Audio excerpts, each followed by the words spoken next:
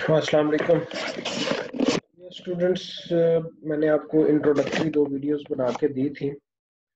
ये टॉपिक्स भी मैं आपको क्लास में कवर करवा चुका हूँ, लेकिन मैं फिर आपको रिकॉल करवा रहा हूँ कि हम जो लिमिट्स कंप्यूट करते हैं यूजिंग लिमिट लॉज और जो एफएससी लेवल पे जो चीज़ें आप कर चुके हुए हैं उनका थोड़ा सा हम रिव्यू करेंगे, और जो कुछ मिसकॉन्सेप्शंस कुछ बच्चों के दिमाग में है उनसे निपटने की कोशिश करेंगे। एक टर्म आपको रिपीट करवा दूं कि हाँ, जैसे हम बार बार कहते हैं कि जो लिमिट है और जो फंक्शनल वैल्यू है इनको हमने दोनों को डिफरेंट ही समझना है। तो अब लिमिट को लिमिट और फंक्शनल वैल्यू को फंक्शनल वैल्यू ही कहेंगे। इनको दोनों को आपने एक ही चीज नहीं समझना। जब फंक्शन आपको गिवन हो और उसमें हम वैल्यू सब्स्टिट्यूट कर दें और सब्स्टिट्यूट कर सकें तो फिर हम कहते हैं ये इसकी फंक्शनल वैल्यू है।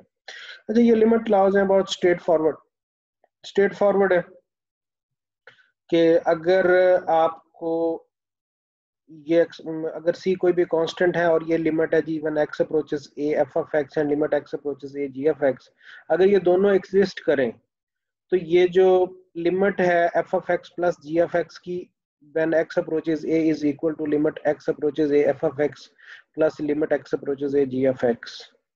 फिर इसी तरह से ये सब्ट्रैक्शन के लिए है। फिर कांस्टेंट मल्टीप्लिकेशन हो तो कांस्टेंट को आप बाहर ले जाते हैं और बाकी जो लिमिट है वो एज इट इज ऑपरेट कर जाती है। और फिर ये प्रोडक्ट है और ये क्वोशंट है। ये जो पांचों लॉज हैं इनको आप इवन एफएससी में भी यूज करते रहें कि आप इनको ऐड कर लें या अलग-अलग ट्रीट करते रहें, ये आपके लिए एक ही जैसा बिहेव करते हैं।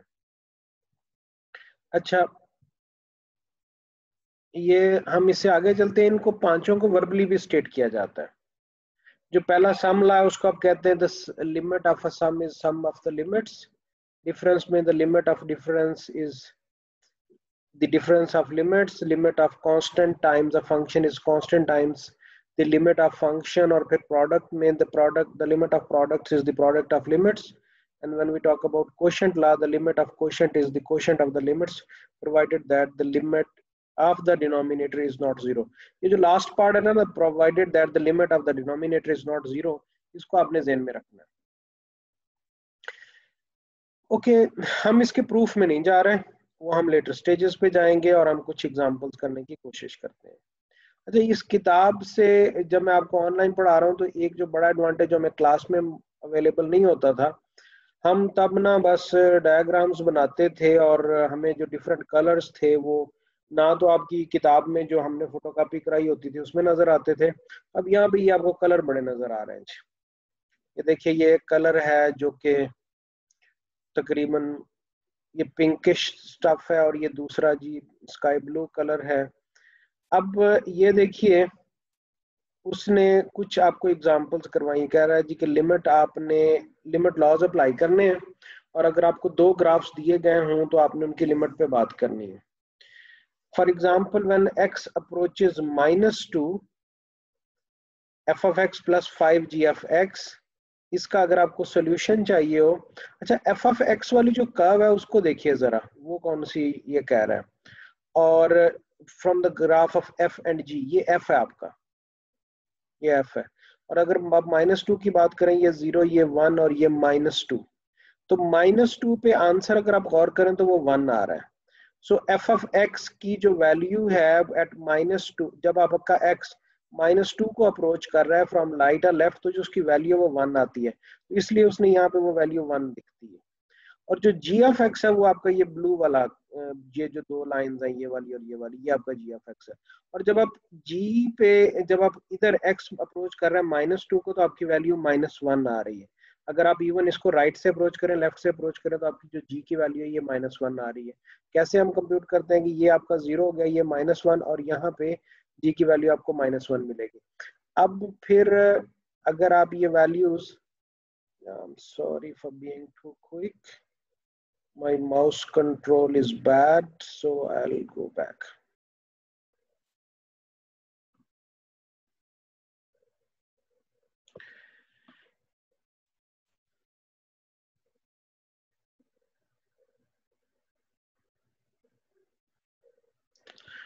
Okay, here I come.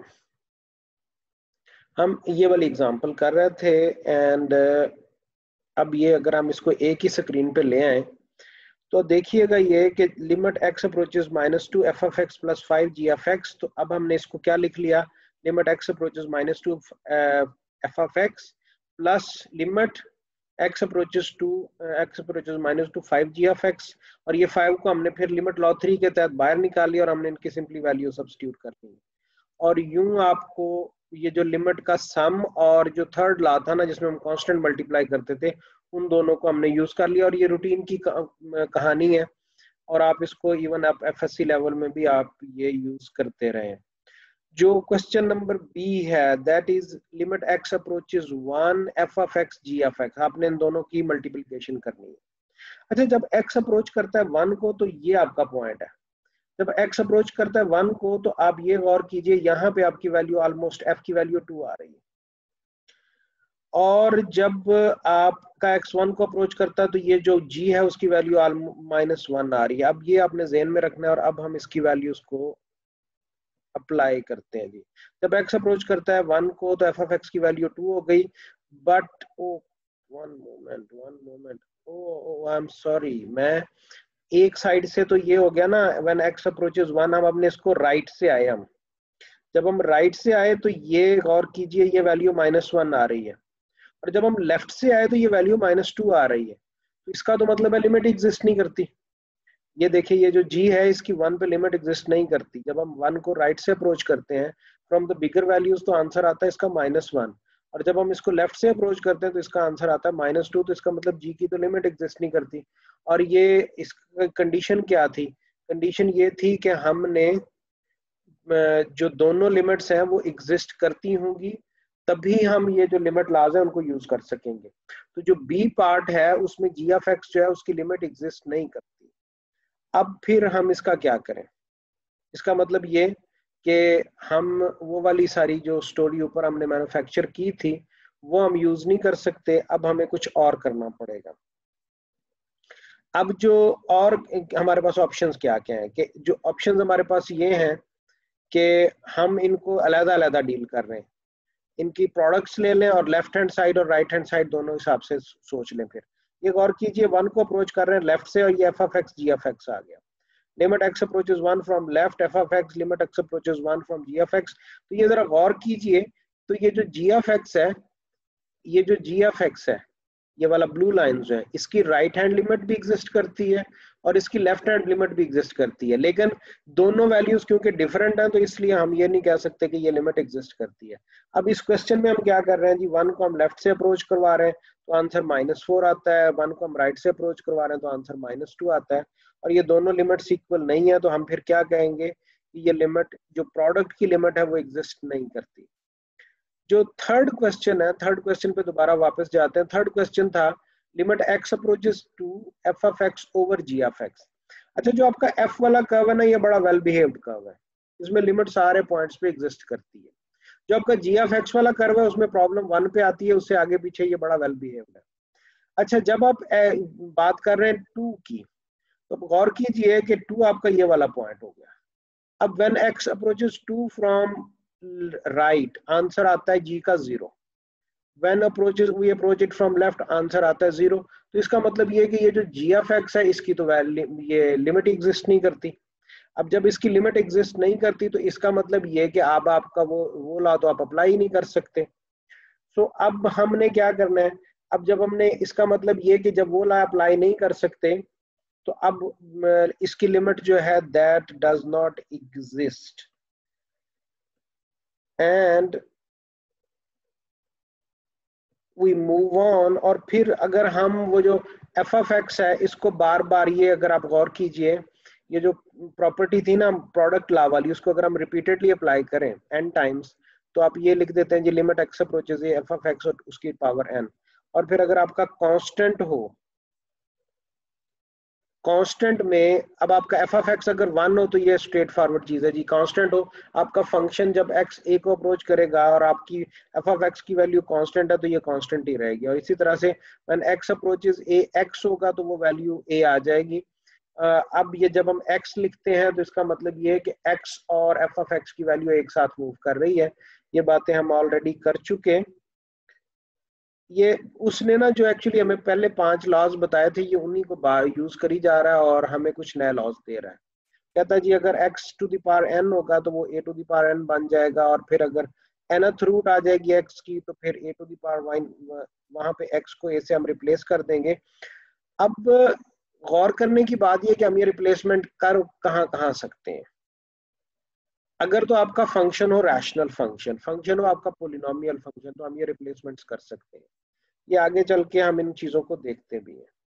और उसने इनको सारों को नाम अलग-अलग दे दिया, लेकिन यूज उसने पीछे वाले ही किए हैं जो 5 लॉज थे।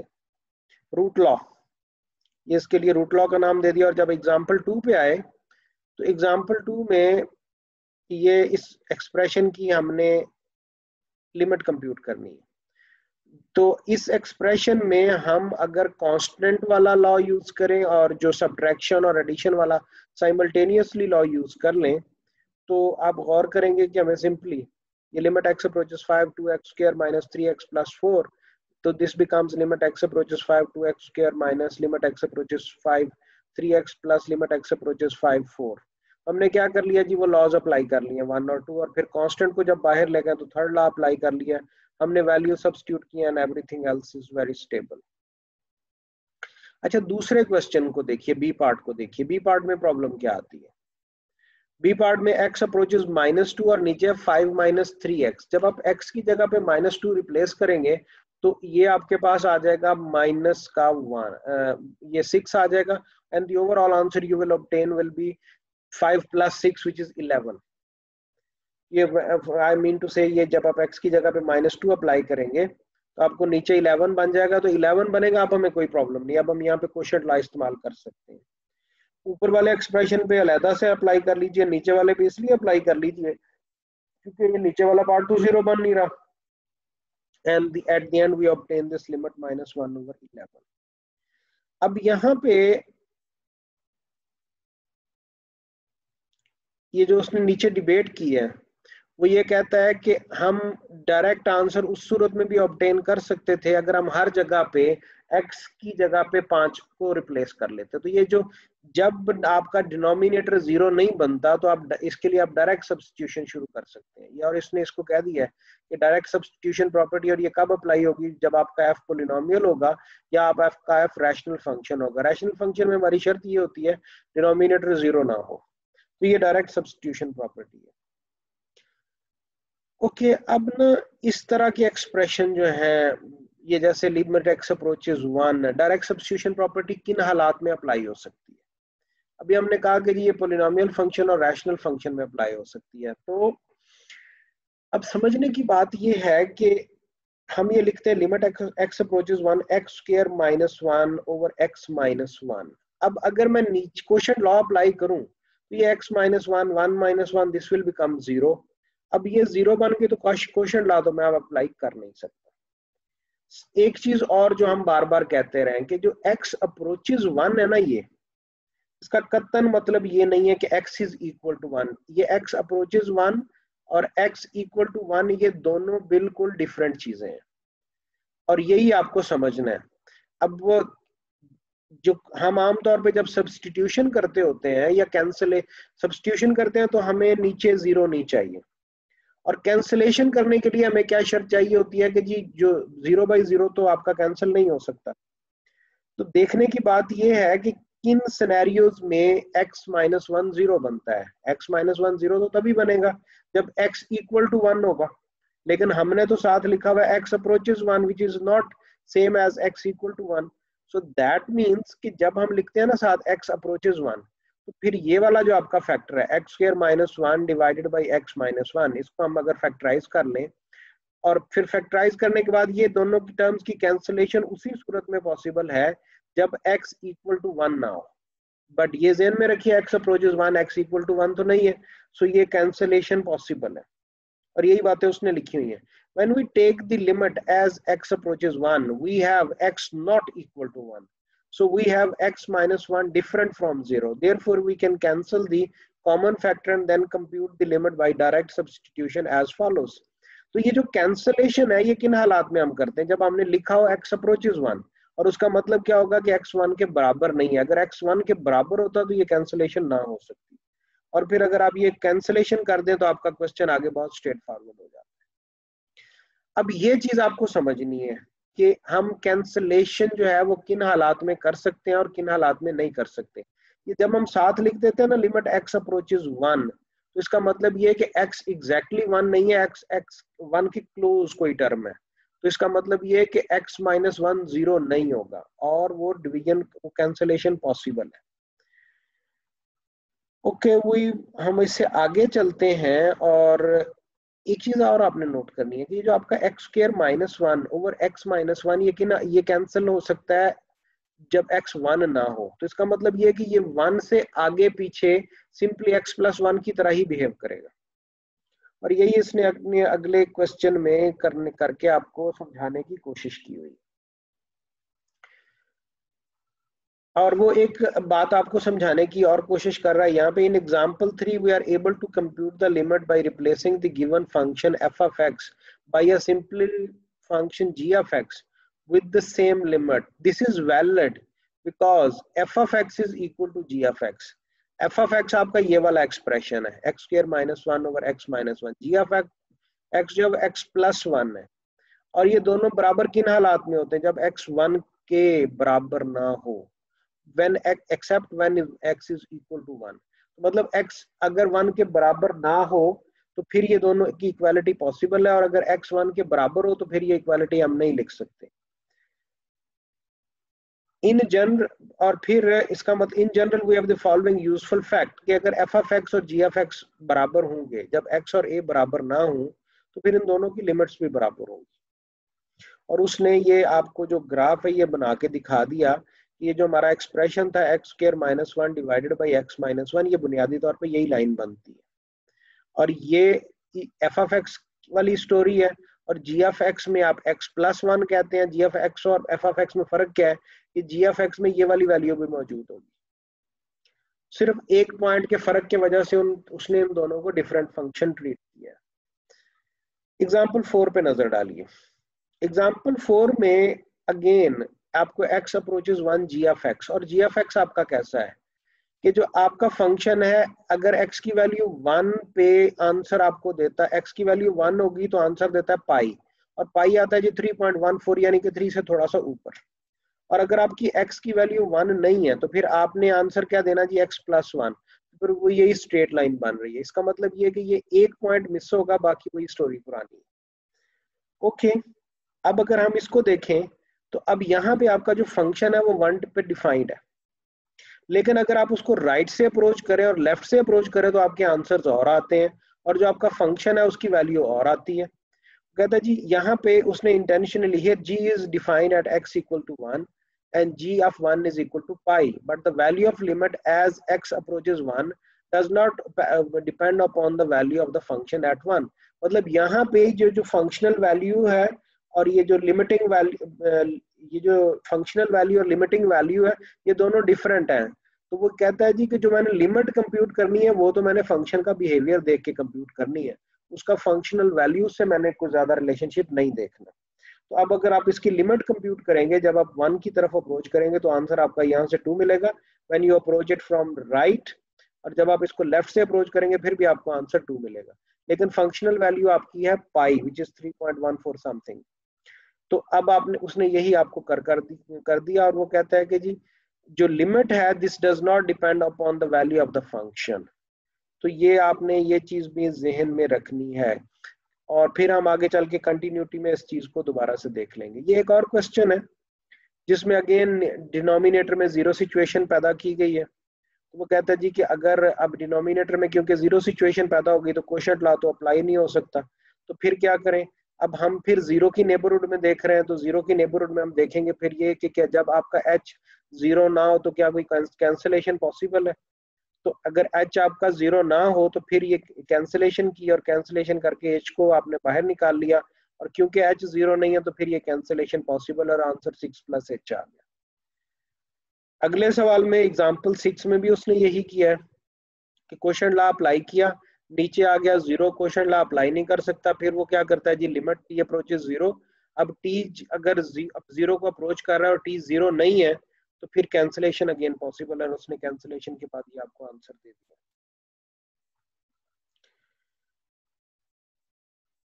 अब फिर वो आगे कुछ कंक्लूजन ले रहा है कि some limits are best calculated by first finding the right and left hand limits. The following theorem is a reminder of what we discovered in this section. It says that a two-sided limit exists if and only if both one-sided limit exist and are equal. तो limit की existence के लिए शर्त क्या है कि limit का answer जो आए वो वही हो जो लेफ्ट हैंड लिमिट का है और जो राइट हैंड लिमिट का है। फिर ये एक एग्जांपल और है जो हम अपनी क्लास में भी कर चुके हैं, ये है आपका मॉडुलस फंक्शन। ये जो मॉडुलस फंक्शन है इसको हमने डिफाइन किया था कि ये प्लस एक्स होगा अगर एक्स की वैल्यू 0 या 0 से बड़ी होगी, और ये माइनस एक्स होगा जब एक्स की वैल्यू 0 से छोटी होगी। जब हम 0 पे इसकी लिमिट कंप्यूट करते हैं तो गौर कीजिए हम बड़ी वैल्यू से छोटी वैल्यूज की तरफ आ रहे हैं। तो जब एक्स की वैल्यू 0 से बड़ी होगी तो आपका ये एक्स ही एग्जीक्यूट होगा। अब उसने इसको किया क्या कि जो एक्स मॉड है ये एक्स के बराबर होगा फॉर एक्स ग्रेटर देन 0। तो इसका मतलब ये कि when x approaches 0 from right, तो ये जो एक्स मॉड है ये एक्स बन जाएगा, और फिर आप अगर ये एक्स की जगह पे 0 आप पुट कर देंगे तो आंसर आपको 0 मिलेगा। और ये ऊपर हम इस तरह का एक रिजल्ट उसने छोटी सी थ्योरम को डिस्क्राइब भी किया हुआ है। जब आपका x 0 से छोटा होगा तो आपका x मॉड जो है वो माइनस एक्स बन जाएगा, और अगेन इस केस में भी आप ये लिमिट जब x अप्रोच करेगा 0 को तो आंसर आपको ये 0 ही मिलेगा। और फिर जो ऊपर आपने थ्योरम किया था उसमें आप क्या कहते हैं, ये लिमिट आपकी वही होगी जो left hand limit right hand limit left hand limit और राइट हैंड लिमिट अगर बराबर आ जाए तो जो उनका आंसर होगा वही आपकी लिमिट होगी। अब left hand limit right hand limit को थोड़ा सा मजीद समझते हैं और ये वाली एग्जांपल करते हैं जी कि लिमिट अगर x अप्रोच कर रही है 0 को तो x mod divided by x ये एग्जिस्ट ही नहीं करती। अच्छा, इसको हम सिंप्लीफाई कब कर पाएंगे? x मॉड को हम देखते हैं कि जी जब आपका x 0 से बड़ी वैल्यूज होंगी तो ये x मॉड जो है ये सिंपली x बन जाएगा। ये जैसे उसने यहाँ पे जाके कर दिया कि when x approaches 0 from right, ये x मॉड है ये सिंपली x बन जाता है डिवाइडेड बाय दिस x, तो ये कैंसिल आउट हो जाता है और आंसर आपको मिलता है 1। जब आप 0 को लेफ्ट से अप्रोच करते हैं तो आप इसका मतलब आप x की वो वाली वैल्यूज यूज कर रहे हैं जो 0 से छोटी हैं। तो जो x मॉड है इस केस में ये बन जाता है माइनस एक्स, और कैंसिलेशन के बाद ये -1 आपको आंसर देता है। अब गौर कीजिए लेफ्ट ये थी राइट हैंड लिमिट, ये होगी लेफ्ट हैंड लिमिट, दोनों आंसर्स आपके आ रहे हैं डिफरेंट। जब ये दोनों आंसर्स डिफरेंट आए तो फिर इस सूरत में हम कहते हैं कि लिमिट एग्जिस्ट ही नहीं करती। अब अगर इस ये जो x मॉड ओवर x, ये देखो y is equal to x mod over x, तो अगर x की वैल्यू 0 से बड़ी होगी तो ये x मॉड x बन जाएगा और ये answer x over x1 simplification के बाद ये वाला सिंपल सा फंक्शन बन जाएगा। जब x नेगेटिव वैल्यूज लेगा तो x मॉड हो जाएगा -1 और आंसर आ जाएगा -1, तो ये आपका ये वाली वैल्यूज लेगा और ये ग्राफ बनेगा। गौरतलब बात यह है कि 0 पे एक साइड से आंसर आ रहा है -1, दूसरी साइड से आंसर आ रहा है +1, और इसी वजह से लिमिट एग्जिस्ट नहीं करती। अगला क्वेश्चन देखिए, इसमें f ऑफ x जो है दैट इज x माइनस 4 का square root if x is greater than 4 and 8 minus 2x if x is less than 4। अब हमने बताना ये है कि क्या लिमिट एग्जिस्ट करती है। अब इसके लिए हम जी again left hand limit right hand limit की बात करेंगे। अच्छा, ये ग्राफ ना ये आपको क्या टेम्पटेशन देता है, गौर कीजिए कि अगर आप 4 को राइट से अप्रोच कर रहे हैं तो अब आंसर इसका आपको ये लग रहा है जी कि ये 0 के ऊपर हो रहा है, आंसर इसका छोटा होता चला जा रहा है।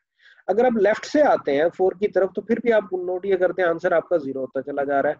तो इस किस्म का सिनेरियो अब आपको एक फीलिंग देना चाहिए कि आपकी लिमिट एग्जिस्ट कर जाएगी। अब हम इसको वेरीफाई करते हैं। जब आप when x approaches 4 from right, तो इसका मतलब ये वाला एक्सप्रेशन है आपका x माइनस 4 स्क्वायर रूट। अब जो ऊपर हमने रूट लॉ अप्लाई किया था उसमें हम डायरेक्ट वैल्यू सब्स्टिट्यूट कर देते हैं और ये आंसर आपका आ गया 0। फिर वो कहता है कि जब x की वैल्यू 4 से छोटी होगी तो फिर आपका जो पार्ट एग्जीक्यूट होगा दैट इज 8 माइनस 2x।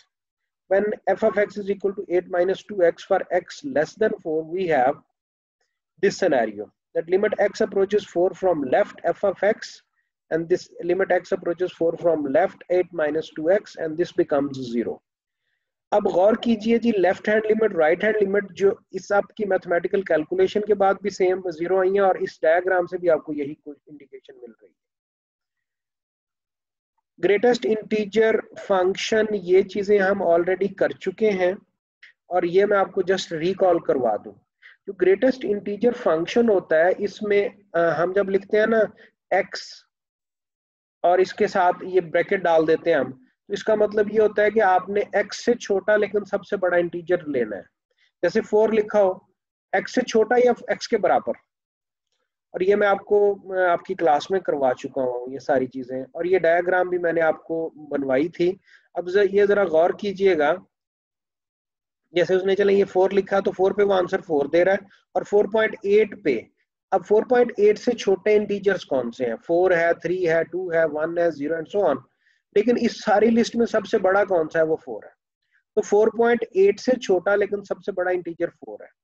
फिर जब आप पाई के साथ यही वाली वैल्यू पाई का के साथ ये फंक्शन अटैच करते हैं, जिसने पाई से छोटा लेकिन सबसे बड़ा इंटीजर बताना है आपको, तो वो आंसर 3 आएगा। 3.14 से छोटा लेकिन सबसे बड़ा इंटीजर 3 है।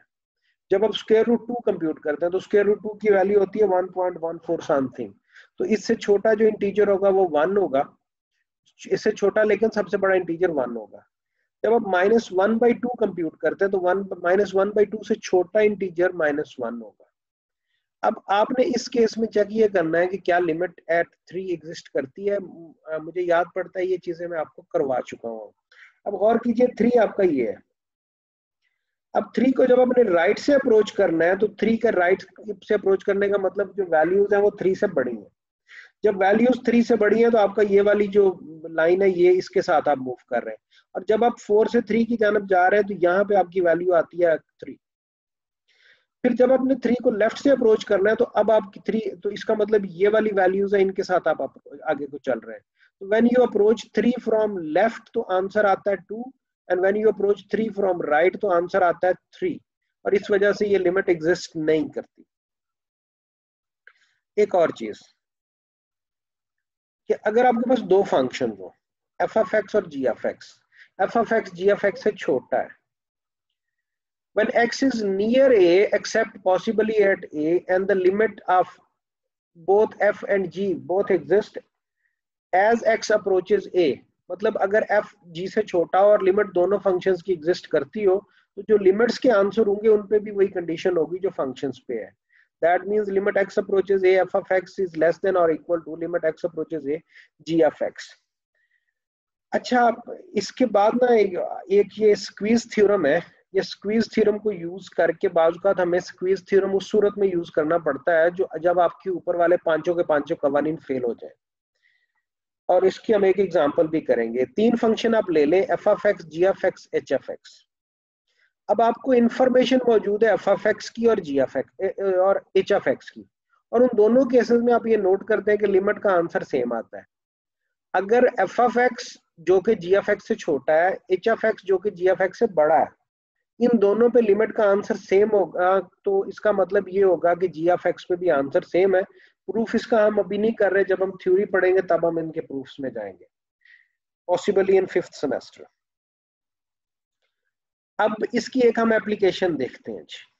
अब आपने गौर करना है कि ये इसका मतलब ये कि ये जो जी ऑफ एक्स है ये दो फंक्शंस के बीच में स्क्वीज हुआ पड़ा है, या ये इन दोनों के बीच में सैंडविच हुआ पड़ा है। तो इस जो स्क्वीज थ्योरम है इसको बाज़ किताबें सैंडविच थ्योरम भी लिखती हैं। ये एग्जांपल देखिए, show that the limit x approaches 0 x square sin 1 over x is 0। तो वो कहता है जी पहली बात तो आप ये नोट करें कि इस पे हम जो प्रोडक्ट लाए वो अप्लाई नहीं कर सकते। क्यों नहीं कर सकते? जब आप लिखते हैं limit x approaches 0 x square sin 1 over x, और फिर आप उसको लिखते हैं limit x approaches 0 x square times limit x approaches 0 sin 1 by x, तो ये जो sin 1 by x है इसकी तो लिमिट एग्जिस्ट नहीं करती। जब लिमिट एग्जिस्ट करेगी स्क्वीज थ्योरम तो ये शर्त लगाता है कि जी लिमिट एग्जिस्ट करनी चाहिए सबकी। अब जब ये लिमिट एग्जिस्ट नहीं करती तो फिर आप ये रिजल्ट अप्लाई नहीं कर सकते। अब इस सूरत में स्क्वीज थ्योरम यूज होगा। स्क्वीज थ्योरम यूज करने के लिए मुझे चाहिए क्या कि ये वाला वो फंक्शन है जिसकी मुझे, इस फंक्शन को मैं आप इस रिजल्ट की टर्मिनोलॉजी में मैं जी ऑफ एक्स डिक्लेयर कर दूंगा। ये जो x square sine 1 over x है ना, इसको मैंने जी ऑफ एक्स डिक्लेयर कर देना है। तो अब मैं करूंगा क्या, एक एफ ऑफ एक्स ढूंढूंगा, एक जी एच ऑफ एक्स ढूंढूंगा। अब वो एफ ऑफ एक्स और एच ऑफ एक्स हम कैसे ढूंढते हैं? अच्छा, आपको ये याद होगा कि जो साइन फंक्शंस होते हैं इनकी सबसे बड़ी वैल्यू 1 होगी और सबसे छोटी वैल्यू -1 होगी। तो इससे पता हमें ये चला कि जो साइन 1/x है ये 1 और -1 के बीच में रहेगा। और अगर मैं एक्स स्क्वायर को सारी तीनों टर्म्स के साथ मल्टीप्लाई कर दूं तो ये हो जाएगा -x² इज स्मॉलर देन और equal to x² sin 1/x is smaller than और इक्वल टू x²। अब ये फंक्शन आपका h हो गया, f हो गया, ये वाला फंक्शन g हो गया और ये h हो गया। अब जो f और g है जब उन पे लिमिट अप्लाई करते हैं व्हेन x अप्रोचेस 0 तो यहाँ से भी आंसर आपको 0 मिला और इस पे भी आंसर 0 मिला। तो स्क्वीज थ्योरम आपको फिर क्या बताएगा कि ये जो दरमियान वाली टर्म है x² sin 1/x उस पे भी आपकी लिमिट का आंसर 0 ही आता है। और इसको अगर आप इसका ग्राफ ड्रॉ करें तो इसका ग्राफ कुछ इस तरह का होगा, ये जैसा आपके सामने नजर आ रहा है। अब आप नोट ये करेंगे कि जो आपका ग्राफ है वो जैसे जैसे आप 0 के पास जाते हैं तो आपके आंसर्स, जब आप x का अप्रोच करता है 0 को तो आपकी ये जो फंक्शनल वैल्यू है ये इधर 0 की तरफ कन्वर्ज कर रही है। तो फिर इस डायग्राम से भी वो सारी तस्दीक होती है। एक्सरसाइज में अगर जाऊं तो एक्सरसाइज में जैसे हम करते होते हैं कि जिस तरह की एग्जांपल्स हमने सॉल्व्ड एग्जांपल्स कर ली हैं उसी तरह के क्वेश्चंस आपको एक्सरसाइज में से करने हैं। एक बिफोर आई क्लोज, लेक्चर के खत्म होने से पहले मैंने आपको दिखाना है कि न्यूटन ने कैलकुलस में क्या कारनामे किए। और इत्तेफाक ये है कि न्यूटन भी घर में बंद था तो उसने बहुत बड़ी बड़ी चीजें की। अब हमने देखना यह है कि हमारे पाकिस्तानी न्यूटन जब कोविड की वजह से घरों में बंद हैं तो वो क्या करते रहे। ये जरा Newton and limits. Isaac Newton was born on Christmas in 1642, the year of Galileo's death.